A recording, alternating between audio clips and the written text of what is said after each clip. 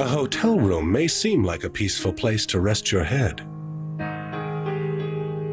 That is, until the lights go out and a ghostly tale plays out before your eyes. Come along as we travel to California's gold rush country, where the spirit of a lynched gambler haunts the halls. Your arms go cold and goosebumpy and your hair stand up.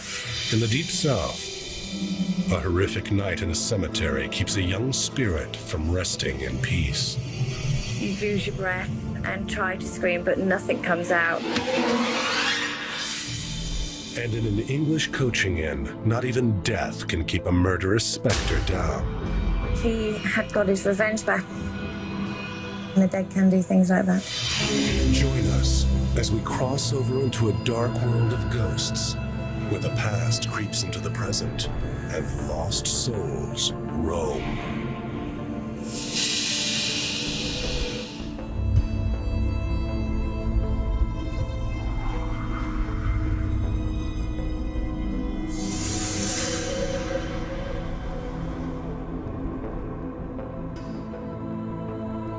You can choose your room, but not your roommate. When you spend the night in a haunted hotel.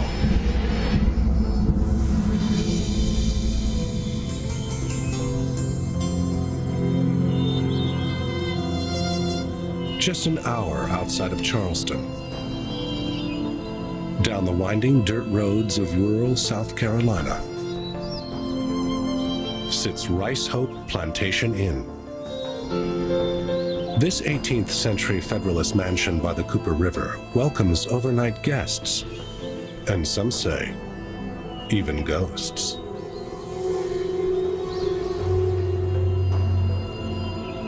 It's the ghost, it's the girl. Don't you see that? And her whole face went white and she was staring. Staff say the plantation's layered past consumes you, long before you even set foot inside the gates. You come up to these gates and you look through them and there are these huge 400-year-old live oak trees that are full of Spanish moss, and this incredible eerie feeling comes over you. The past lingers here, as does the story of a young girl named Catherine. Catherine's grandparents lived on this side of Hope Plantation. In the 18th century, after her sea captain father was lost in a shipwreck, Catherine and her mother moved back to the old family home, Hope Plantation. She led an idyllic life here. She was the center of attention. And at that time, Hope was over 1,700 acres. Catherine loved the outdoors. There were trees to climb, swings to ride, and the Cooper River was full of surprises. Catherine looked to nature for a lot of entertainment and by capturing little creatures. Catherine caught a turtle and kept it as her pet. But she had no idea that she and her new friend would soon leave Hope. Catherine learned that her mother was to marry a man in a faraway town, and that he had no intention of raising another man's child. Catherine was sent to board at the nearby schoolhouse under the supervision of the schoolmaster, Mr. Dutarque, a former plantation overseer, whose mere presence terrified young children. Outside, and he went into something of a rage, shouting, "If outside is what you want, outside is what you shall have." The punishment that awaited Catherine was far worse than a day without fresh air. He took her into the cemetery and lashed her onto a tombstone. In a fury, he tied her arms with rope. You wanted to be outside? Now you'll be outside! The schoolmaster left, and Catherine was all alone in the cemetery.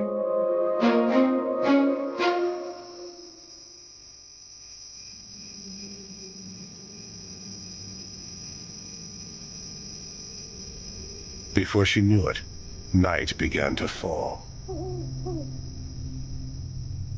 She knew about the creatures of the night, the bobcats. There were even bears in the Carolinas then.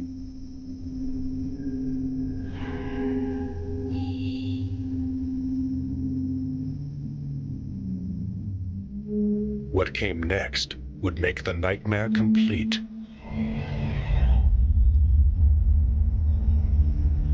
Out of the dark Carolina woods, a floating, fiery face emerged.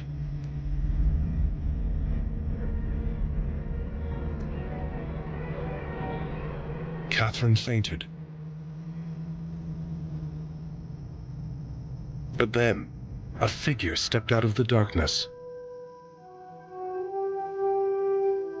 It was not a specter, but a slave, carrying a jack-o'-lantern to light his way, and to frighten off those who would report him for being out at night.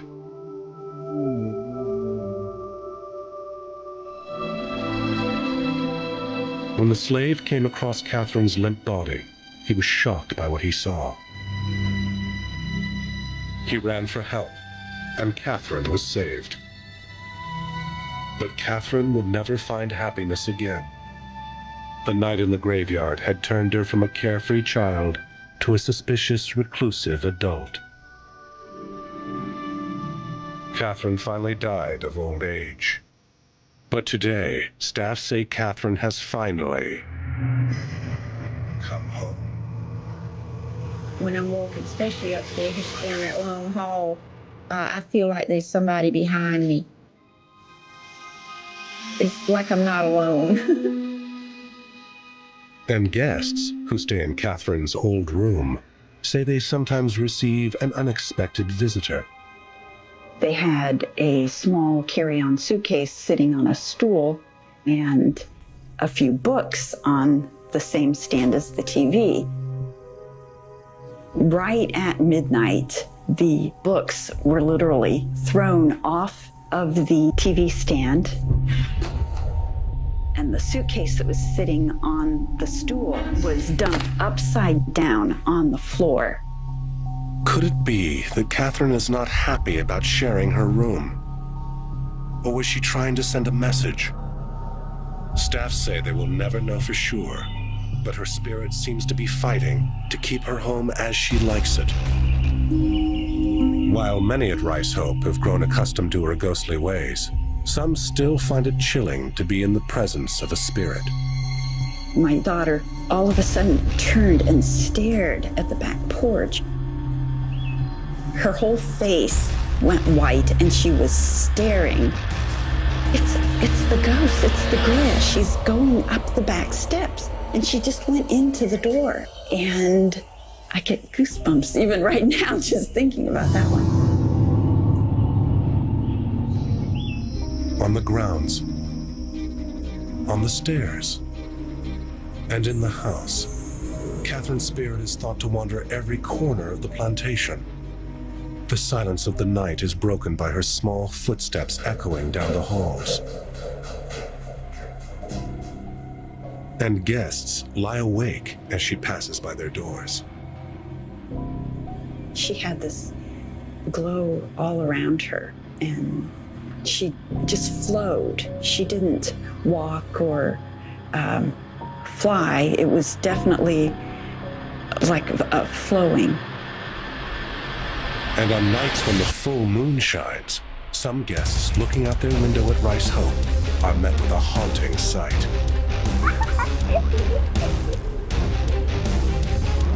It has been over 300 years since young Catherine lived so carefree. And today, staff say she is making up for lost time. She's still trying to live that normal life, that carefree life that she would have led had she not had such a traumatic incident when she was 7 years old.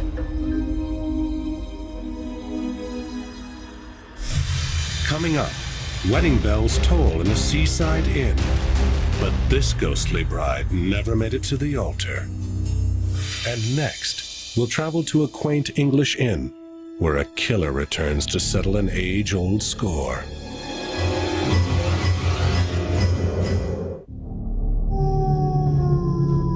What if the strange noises you hear late at night are not coming from a few doors down, but from inside your room? In a haunted hotel, anything is possible.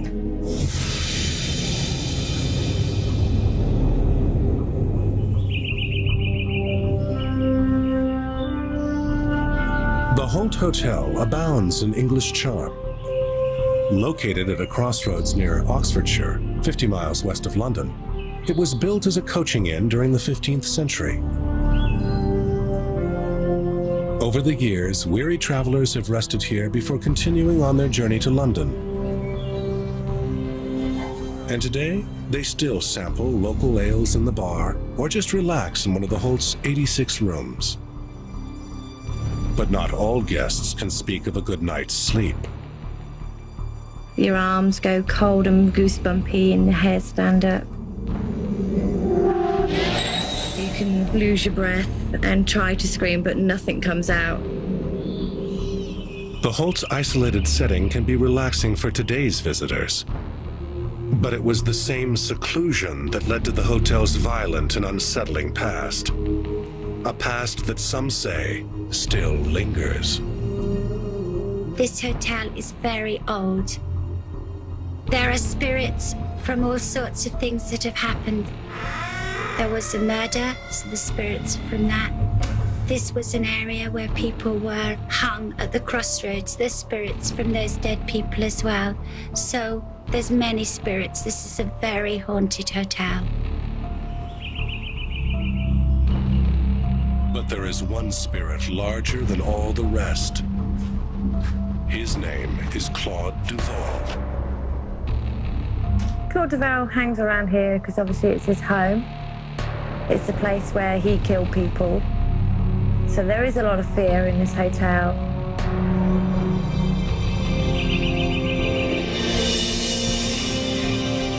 Claude Duval was a highwayman who came from France in the 17th century to steal the riches of the English. Highwaymen would rob people, slit their throats, anything to get money, jewellery, anything like that. Claude liked the Holt's isolated location so well that the hotel became his home and place of business. The highwaymen basically hung around hotels because they knew rich people would be there and people also had money on them. But money wasn't all he was after. He's reputed to have held up a stagecoach, and he said to the gentleman, "I do not want your purse. I would like to have a dance with your wife." Claude Duval was a murderous rogue, but a charming one. He was what we would call a bit of a Jack the Lad. He liked his women, would come in, have a good time with a lady on his knee. One look from Claude, and women's hearts would melt. He was a perfect gentleman, apart from killing people. But even with all his charm, robbing and murdering hotel guests did not make Claude popular with the Holt's innkeepers. And eventually, they took steps to put his reign of terror to an end. One night, Claude was caught off guard as the town constable burst into his room and carried him away. He was taken to London and hanged for his crimes. The innkeepers thought they'd seen the last of Claude Duval, but if the stories are true, they were dead wrong.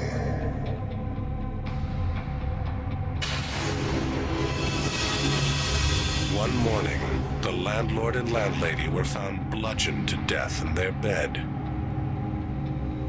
Locals believe it was Claude Duval, returning from the dead for one last killing. He had got his revenge back on the landlady and landlord that took him in, even though he was dead, and the dead can do things like that.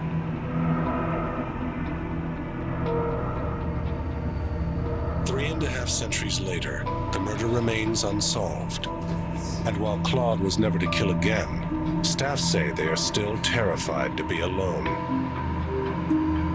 Even guests have had reason to fear Claude's threatening spirit. On one occasion, he appeared to a woman while her husband lay asleep in bed right beside her. The woman had just sat up straight in her bed and saw what she thought was her husband at the end of the bed and said, "Oh, are you all right, honey?" But as her eyes adjusted, she saw the ominous figure was not her husband at all. She let this screech and looked at the end of the bed. The looming apparition vanished before her eyes. But it seems Claude does not confine his hauntings to his old room. He is spotted in the bar as well. It is a place he visited often during his life, and just as it was long ago, the bar staff is a bit nervous whenever he's around, especially when the bar glasses start to fly. Here, 2 glasses or maybe 3 fall off the shelf, and you guarantee he'd be sat there looking at them. At times, an unexplainable chill fills the entire hotel. The feeling is absolutely awful. It's almost as though somebody has walked over your grave. You are so frightened. Your heart is pounding. And you are just so with fear because you don't understand what's going on. And if tales can be believed, Claude is not alone. He is joined by some of his victims. There are spirits there. There are parts where I will not walk. I've tried doing it, but my hair on my arms goes up, and I'm too scared. According to the staff, these poor souls are doomed to roam the netherworld with the man who put them there. And at times, they relive their dying moments for all to hear. If you go down the 20th corridor, you can hear this choking sound.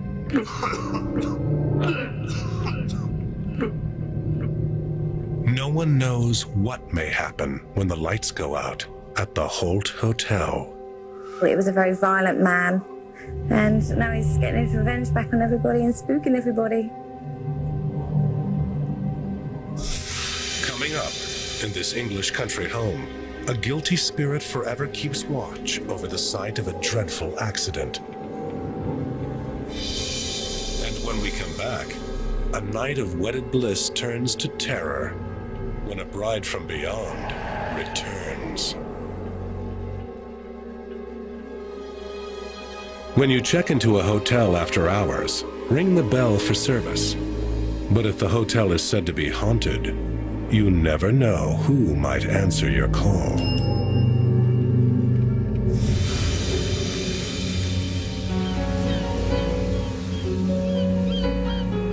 New London, Connecticut is a quaint and historic seaside town.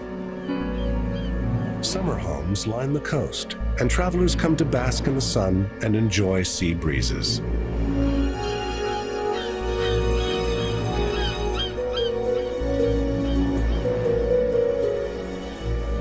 Many spend the night in a former home overlooking the water, called the Lighthouse Inn. In 1902, a wealthy family built the Lighthouse Inn as a summer beach home. 30 years later, the 25,000 square foot mansion was converted into an inn. Since then, thousands of guests have come through its doors. And according to locals, a few have never left. When you walk into these rooms, they just don't quite feel that they're empty.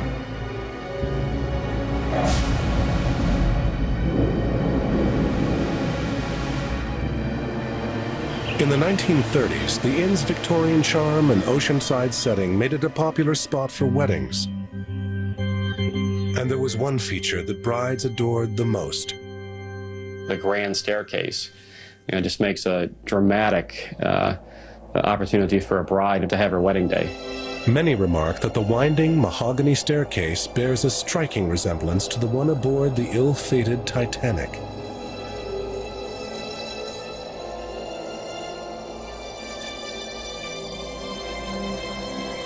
And like the passengers on the Titanic, a high society bride was once the victim of a sudden and terrible tragedy.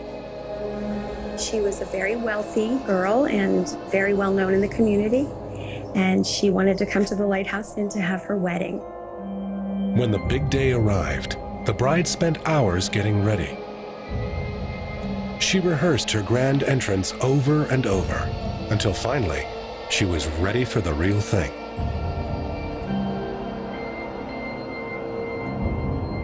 The moment was as perfect as she had imagined. She made her descent down the stairs. Her groom was looking up at her. But a happy ending was not to be. Halfway down the stairs, she lost her footing and fell. Her groom rushed to her side, but it was too late. Her neck was broken, and she was dead. It has been 70 years since that tragic wedding day, and thousands of brides have walked down the grand staircase after her. All have made it safely to the bottom. But the inn staff say today's brides never walk alone.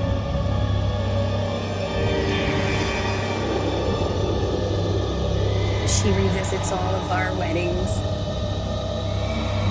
Her wedding day, it didn't happen. She's reliving it and trying to make it happen. And late at night, the staff says her spirit relives what might have been, as she descends the staircase over and over.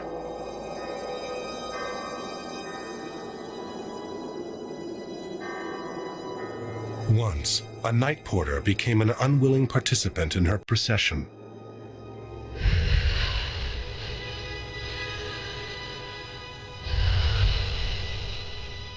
She was going downstairs, and he was afraid to turn around because he heard the ghost behind him. His heart was pounding as the sound of breathing grew louder, and hot breath warmed the back of his neck. When he turned around, she was gone, but not for long. 1 week later, she made another appearance.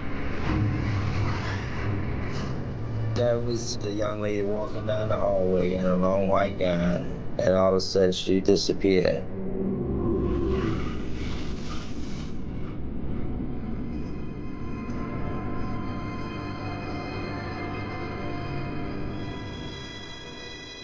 Sometimes, the bride announces her presence with a whisper of music. Our night auditor has heard the music box playing in the main dining room, and she would walk into the main dining room following this music. While the bride seems destined to dance alone, members of the staff say she is not the only spirit to take up residence at the Lighthouse Inn. They believe there are others, the spirits of those who met untimely deaths in a devastating hurricane that swept the region decades ago. The Lighthouse Inn was one of the few structures left standing, and locals believe 2 neighborhood children who lost their lives look to the inn as their only reminder of the past. We've had sightings of 2 little girls, and they're usually playing, and they're up the hall, and you'll hear them.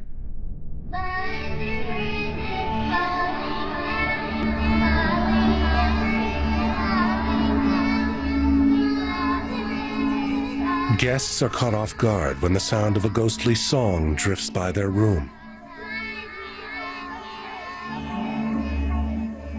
It seems the younger girl has a fear of the dark that death could not diminish. And when the lights go out, she seeks comfort from the living. As soon as she turned off the light, she felt like someone had crawled into bed with her. Someone small, like a child.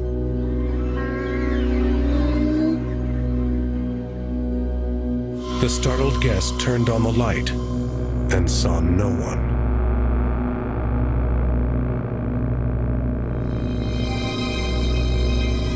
Those who work and stay at the Lighthouse Inn believe it may always provide a haven for those who have gone before. And perhaps the reason lies right in the inn's name. Lighthouses are beacons of light, and they're helping ships and their captains find safe passage to wherever they're going. The Lighthouse Inn has kind of the same feel and reputation with ghosts.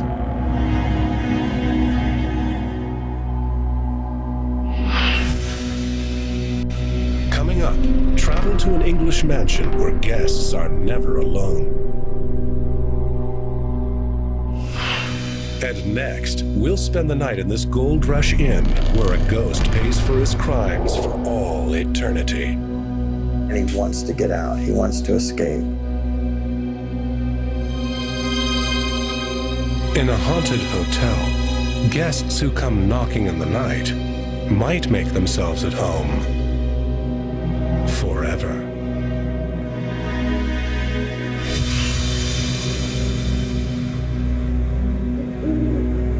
Ghosts are said to prowl many dark regions. But strangely enough, the most haunted corner of the world might just lie in sunny California.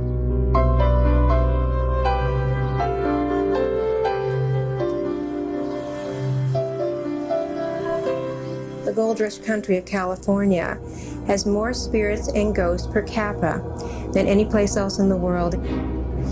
The reason being, the Gold Rush times were very turbulent. People lost their lives unexpectedly, many of them at the end of ropes. And in one Gold Rush hotel, there are stories of spirits that menace and guests who try to flee. The Cary House Hotel is one of the most prominent buildings in the once flourishing gold mining town of Placerville, California. If you walk down Main Street, you'll notice it's about the largest building other than the old courthouse. The evening wine receptions held in the hotel's lobby attract both guests and local residents. But life in Placerville wasn't always so civilized. Placerville is called Old Hangtown.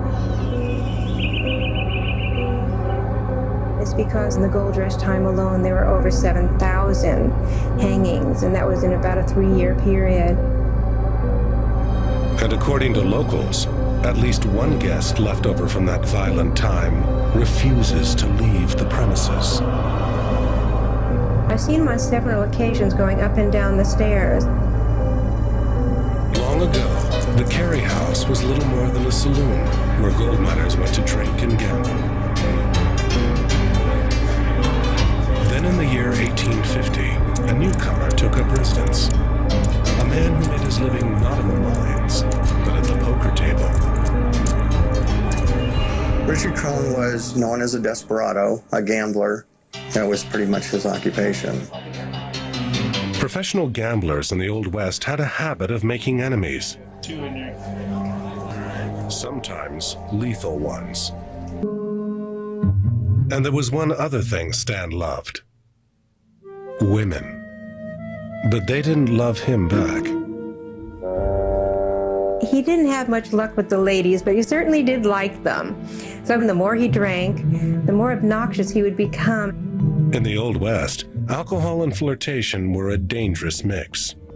There was a young couple that checked into the hotel, and Stan was there to assist them, and apparently the woman was very beautiful. With brandy clouding his reason, Stan made his move. It was to be his very last. The gentleman stabbed Stan to death. Stan's womanizing finally caught up to him. Stan had no family, no life outside his job, no other home but the hotel.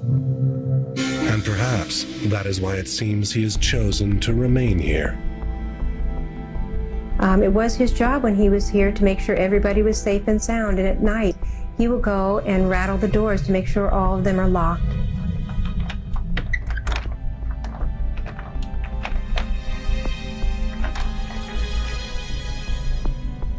Though Stan was taken off the payroll long ago, guest room doorknobs still rattle late at night. Several guests here at the hotel have gone outside after hearing this, and no one is there that they can see. Perhaps Stan is still making his old rounds. You know, the elevator going up and down all night long. They've done everything they can to find out what this activity is. It's Stan. Stan is so dedicated to his old job, it seems he even finds time to check up on those who have followed in his footsteps. He's very tough on the staff. He likes to watch them work. He wants to make sure the job continues to be done.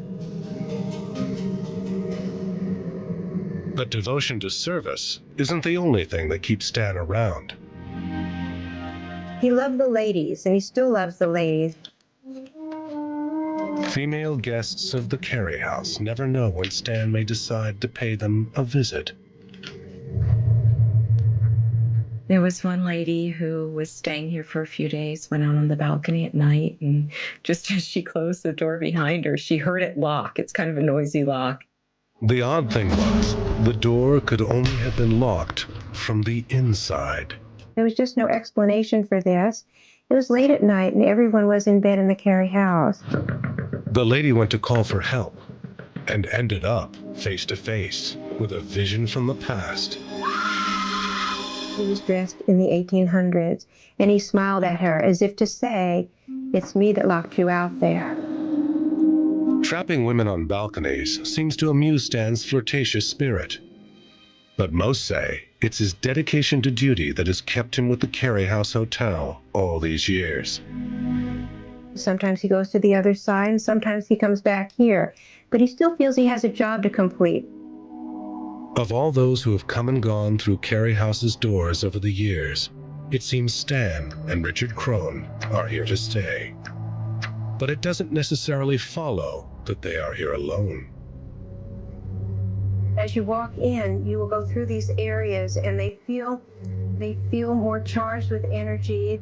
When that happens, you'll know that you're going through spirits, and you're doing it right there at the Cary house.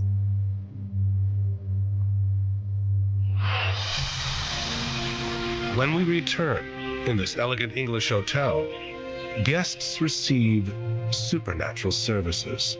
I get a lot of people come up and ask us if it's haunted. Luxurious bedrooms, antique furnishings, and ghosts. In a haunted hotel, there are more amenities than meet the eye. Just south of London, Surrey County preserves its rural English roots in the grassy meadows and gardens that dot the land. It is the kind of setting many only read about in novels. They were close to Jane Austen's house, so we've got some lovely scenery and countryside and gardens around here. Settled among 4 acres of Surrey's most manicured gardens and lawns is an ivy-clad Victorian manor house known as the Frimley Hall Hotel. The entrance to the hotel is a big arched doorway, and it's full of flowers. It's very pretty. Those who venture within are quickly caught up in the building's history. A lot of the main features of the hotel are still the original from when the hotel was built, with the high ceilings, the woodwork, the little glass windows we have. But one feature stands out, high above the others. As you walk into the entrance hall, the first thing that greets you is a big open plan wooden staircase, which is the original staircase to the building. The staircase is the pride of the hotel, but perceptive souls regard it with a sense of foreboding. For something once happened here, something that resonates still. The ghost is based where the person actually used to live and work. Frimley Hall was built by a wealthy family at the end of the Victorian age, and though many tales have been told within its sturdy stone walls, there's one that is repeated most often today. The main story is about the nanny that used to be a nanny here. The nanny had been hired to watch over two of the family's children, a baby and a lively young girl. But she had other household duties as well. Sometimes she found it difficult to balance tending the children with the rest of her chores. And as she was soon to learn, it was a predicament ripe for disaster.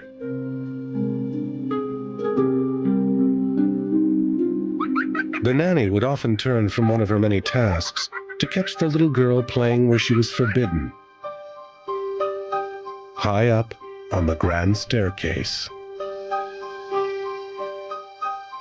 One day, when the nanny was preoccupied with the baby, the little girl escaped her watch to play on the staircase. It was to be her last childhood frolic. The child tripped and fell.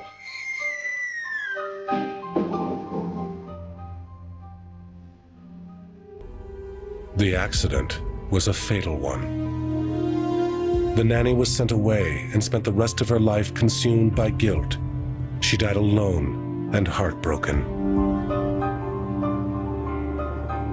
Time rolled by, the nanny was forgotten, and eventually the home was turned into a hotel.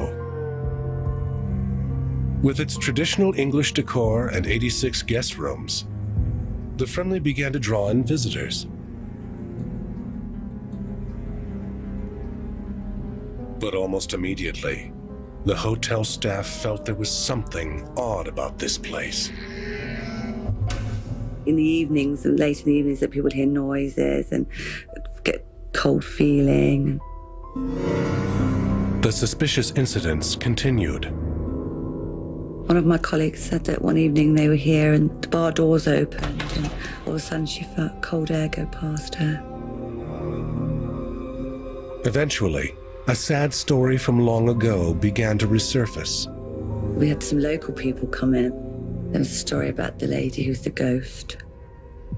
The staff felt it was the nanny who was behind their strange experiences, especially when they began to catch glimpses of a female form at the top of the grand staircase. Perhaps it is a century-old accident that compels the nanny to keep her post on the landing, watching over those who climb the stairs today. Using chair upstairs in the landing overlooking the main staircase. That's actually just leading to my office, actually, so I've got to be careful working late. When the nanny herself cannot be observed, the chair on the landing shows evidence of her visits. That chair there moves quite a bit. It faces one way one day and faces the next day, and it hasn't been moved by anybody.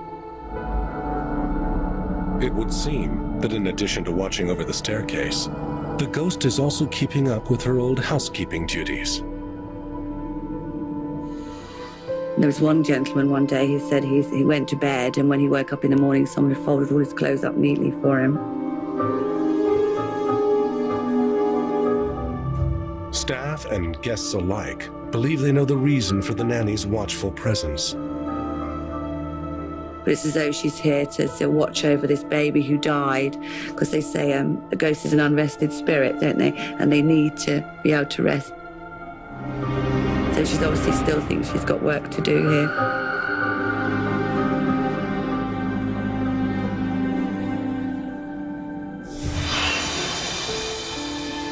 People love a good ghost story.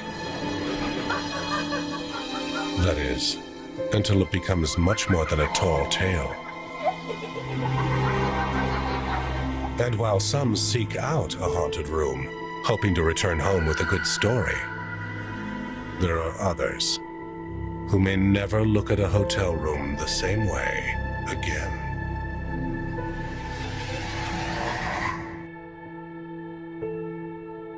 This is just a reminder to subscribe to enjoy our growing collection of paranormal content. Don't forget to like your favorite episode and ring the bell to be notified of new content. As always, thanks for watching.